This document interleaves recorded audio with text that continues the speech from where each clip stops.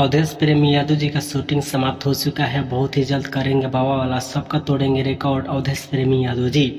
जी हाँ दोस्तों, बहुत ही जल्द करेंगे बवाल। जी हाँ, बोलबम के गाना शूटिंग समाप्त हो चुका है। जी हाँ, बहुत ही जल्द अवधेश प्रेमी इंटरटेनमेंट पर्सनल चैनल के माध्यम से सुनने के लिए मिलेगा। जी हाँ दोस्तों, अगर आप लोग अवधेश प्रेमी यादव के फैंस हैं तो इस चैनल को सब्सक्राइब कर लीजिएगा कि आने वाला वीडियो आप तक पहुँच सके।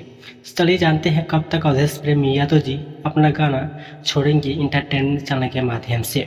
जी हाँ, तो बता दें अवधेश प्रेमी यादव बहुत ही ब्रांड गाना का वीडियो करा चुके हैं और बहुत ही जल्द आने वाला है दोस्तों। जी हाँ, महादेव हा वो भी गाना काफ़ी अच्छा रिस्पांस मिल रहा है, बहुत ही अच्छा है दोस्तों। मारा दन दन यही ट्रैक पर गाए हम बोलों के गाना, वो भी बहुत ही जल्द आप लोग को देखने के लिए वीडियो मिलेगा दोस्तों। तो चलिए मिलते हैं नेक्स्ट वीडियो में।